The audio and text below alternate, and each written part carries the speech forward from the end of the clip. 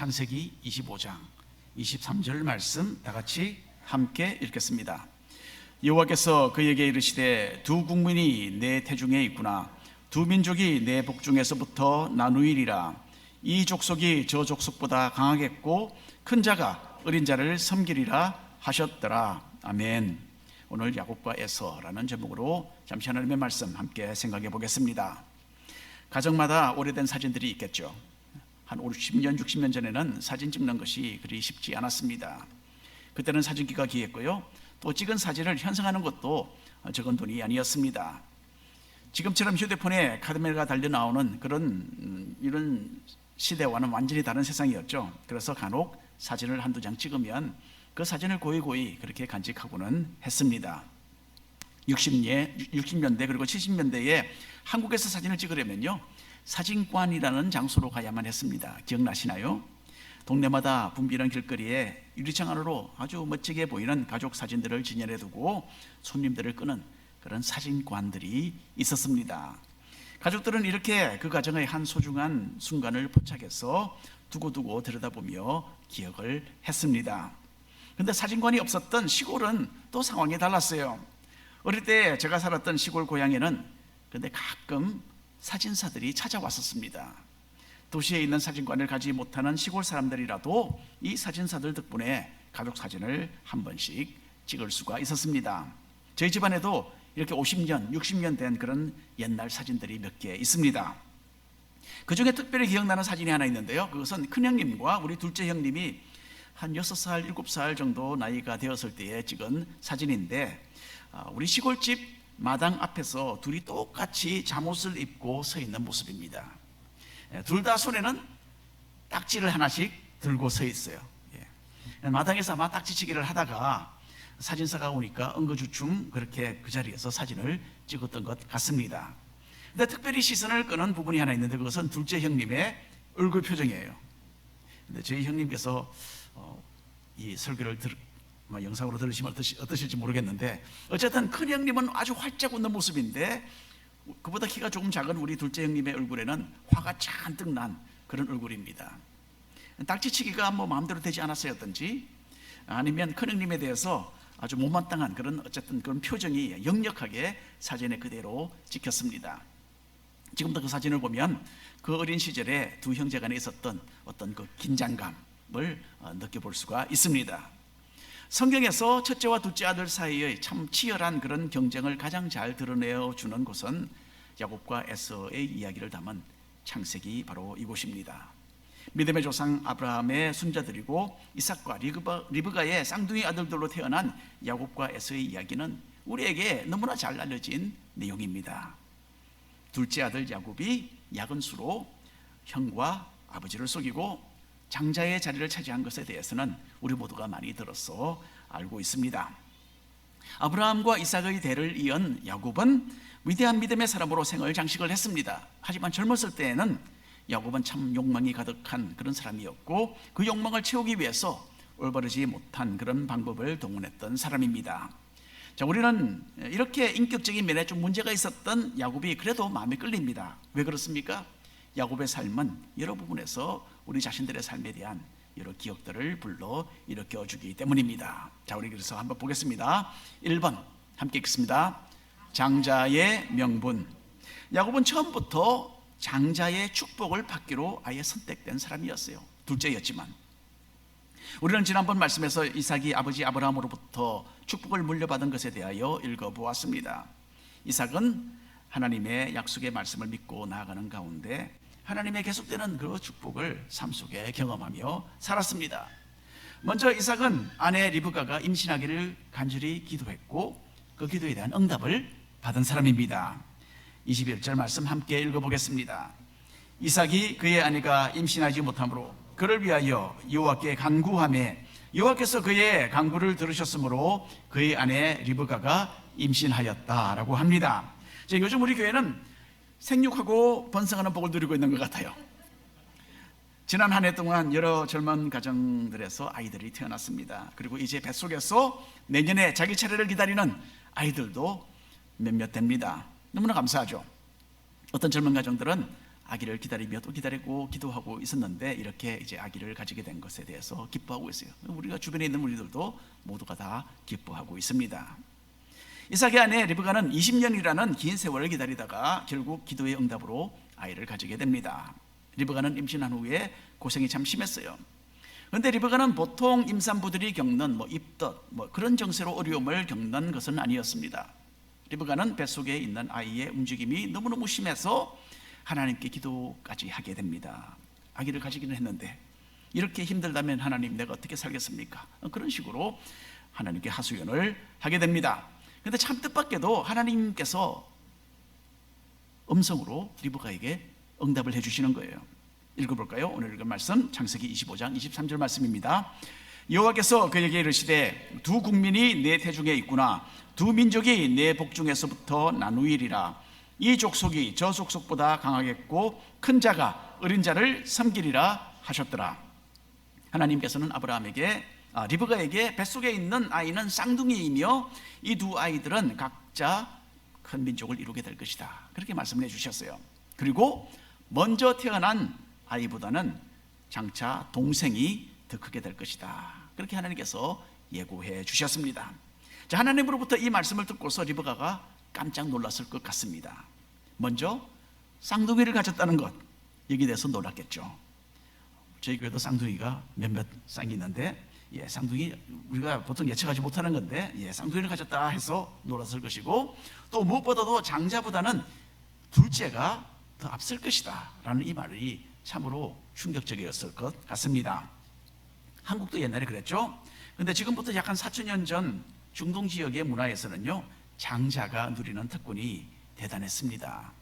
장자는 그 가족의 우두머리의 역할을 했어요. 그렇기 때문에 장자는 아버지로부터 다른 아들들보다 갑절의 상속을 받았고 그 가문을 대표하고 이끌어가는 그런 명예와 권한이 부여되었던 것입니다. 어느 가정이든지 가문의 대를 이어가는 아들은 당연히 큰아들이었어요. 그런데 하나님께서는 리브가에게 큰아들이 아니라 작은 아들이 더 창대하게 될 것이다 라는 이 예언의 말씀을 들려주신 것입니다. 과연 이 일이 어떻게 이루어질 것인지 리브가가 대단히 궁금했을 것입니다. 자, 출산할 때가 되었습니다. 그리고 하나님께서 말씀하신 대로 쌍둥이가 태어납니다. 24절부터 26절까지 말씀 함께 읽겠습니다. 그 해산 기한이 찬즉 태의 쌍둥이가 있었는데 먼저 나온 자는 붉고 전신이 트롯 같아서 이름을 에스라 하였고 후에 나온 아우는 손으로 에스의 발꿈치를 잡았으므로 그 이름을 야곱이라 하였다라고 합니다. 첫째 아들은 태어날 때부터 털이 많은 그런 아기였습니다. 여러분, 리브가가 얼마나 놀랐겠습니까? 한번 상상해 보십시오. 아이를 먼저 낳았는데 보니까 몸이 붉고 온몸에 털이 있는 거예요. 어쩌면 오히려 사람보다는 좀 동물처럼 보이지 않았을까? 또 그렇게 제가 한번 상상을 해봅니다. 그래서 털이라는 소리를 연상하게 하는 에서라는 이름을 사람들이 그에게 지어주었습니다. 자, 리브가가 더 놀란 것은요, 둘째 아들이 태어났을 때였어요. 세상에는 우리가 생각지도 못하고 참 충격적인 그런 일이 가끔 일어나지 않습니까? 이것도 일종의 그런 일이었어요. 둘째 아기가 특이하게도 첫째 아들 에서의 발꿈치를 잡고 따라 나왔다는 거예요. 그래서 둘째 아들은 발꿈치라는 뜻으로 이름을 야곱이라고 짓게 됩니다. 여러분, 사람이 발에 끌리는 그런 긴 옷을 입고 걸어다니면요, 발꿈치가 보일 듯 말 듯 그렇게 하겠죠, 그렇죠? 이와 같이 야곱이라는 이름에는요, 자신의 의도를 숨긴다, 발꿈치라는 그 자기의 의도를 숨긴다라는 그런 의미가 포함이 되어 있습니다. 이 모든 것은 야곱이 나중에 장자의 자리를 틈에서 어떻게 치사하게 그 자리를 빼앗았을 것인지를 잘 예고해 주고 있었습니다. 자, 야곱의 입장에서 본다면 사실 야곱이 상당히 좀 억울한 사람입니다.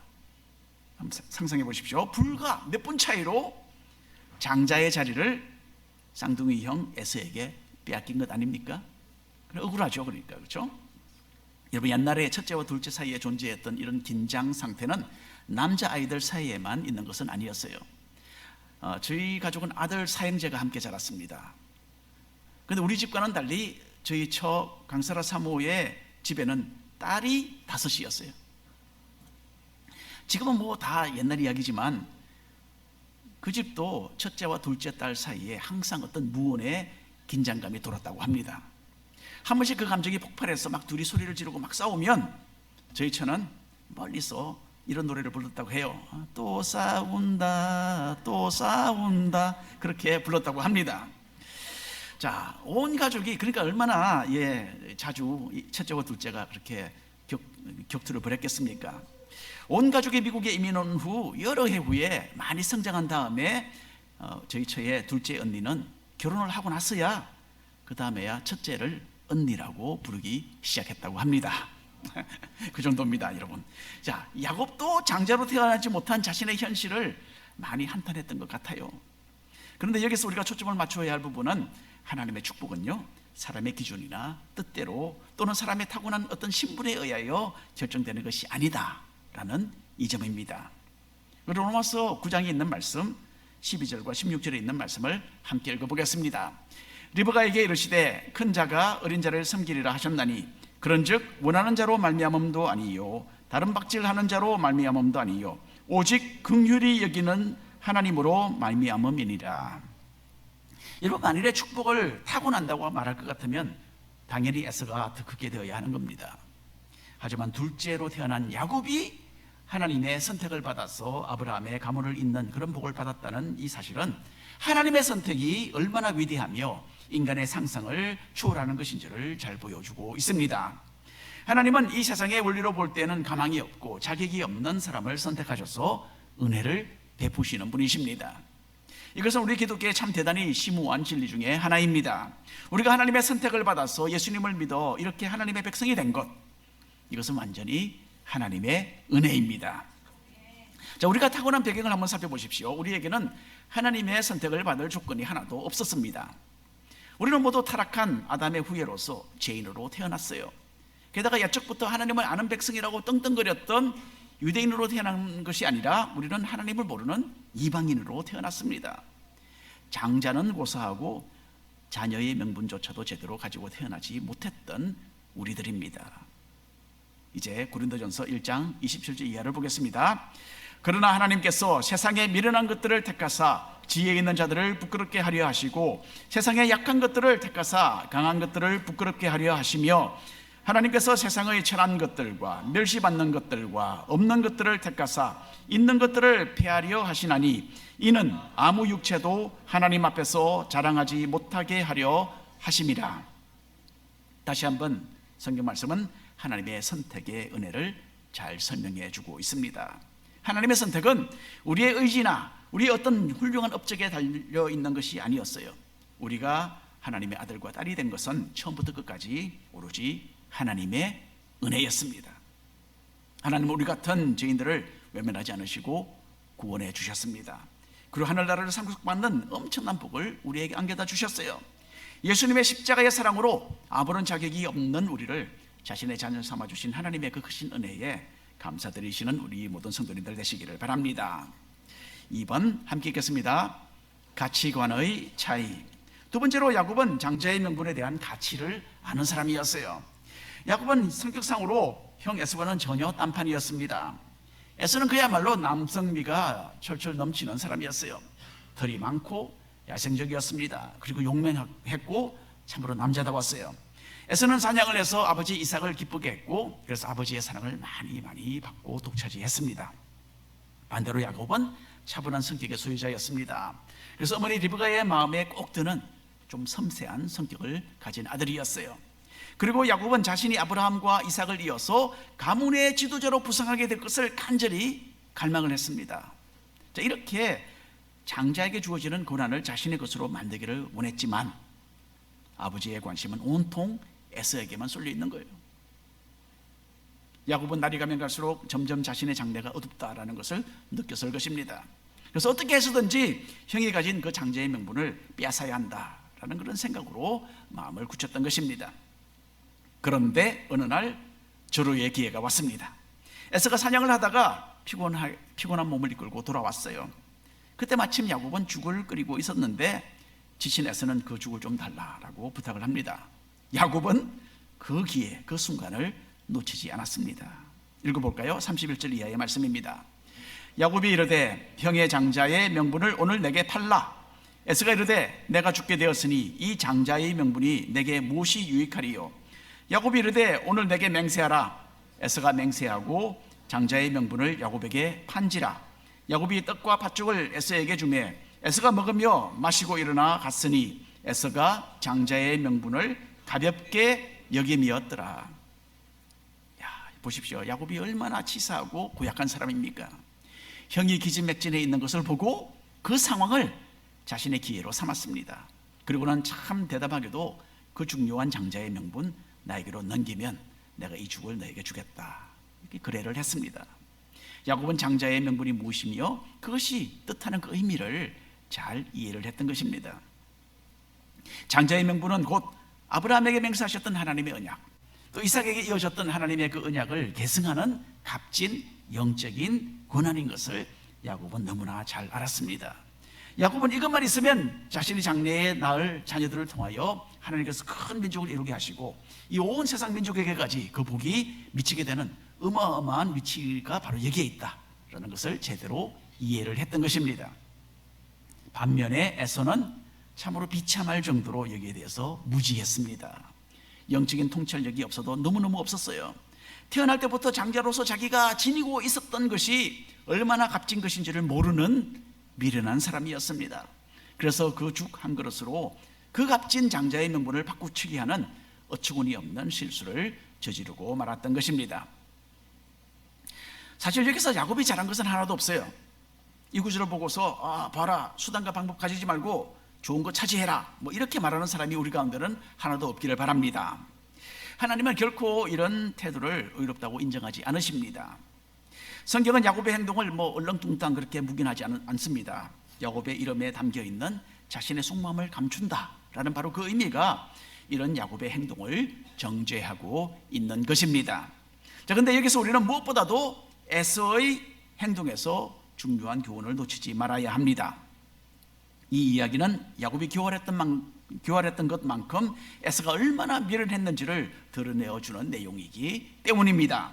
신약성경 히브리서를 보면요, 에서의 선택을 평가를 하는데 한번 읽어보겠습니다. 히브리서 12장 16절 17절 말씀입니다. 음행하는 자와 혹 한 그릇 음식을 위하여 장자의 명분을 판 에서와 같이 망령된 자가 없도록 살피라. 너희가 아는 바와 같이 그가 그 후에 축복을 이어받으려고 눈물을 흘리며 구하되 버림바가 되어 회개할 기회를 얻지 못하였느니라. 에서는 자신이 가지고 있었던 것이 얼마나 귀중한 것인지를 모르고 던져버렸던 어리석은 사람의 그 모본으로 여기에 언급되고 있습니다. 에서는 당장의 배고픔을 달래기 위해서 자신의 장자의 명분을 헐값에 팔아 넘겼습니다. 이렇게 에서는 육신의 본능 때문에 자신의 선택이 장래에 어떤 결과를 초래하게 될지를 생각하지 않았던 어리석은 사람이었던 것입니다. 그런데 여러분, 우리도 이런 동일한 함정에 쉽게 빠질 수가 있습니다. 육신의 정욕과 안목의 정욕과 이생의 자랑을 우리가 대할 때에 우리는 본능적으로 그것을 가지고 싶다라는 유혹을 받는 거죠. 하지만 여러분, 그 길은 분명히 패망의 길입니다. 세상에서 경험되는 이런 압력과 유혹 때문에 신앙을 멀리 던져버리는 그런 위험이 언제나 우리를 따라다니고 있습니다. 나의 크고 작은 그런 결정들이 결국 어떤 결과를 초래할 것인가를 제대로 인식하는 가운데서 언제나 복되고 신앙적인 그런 선택을 해나가시는 우리 모든 성도님들 되시기를 바랍니다.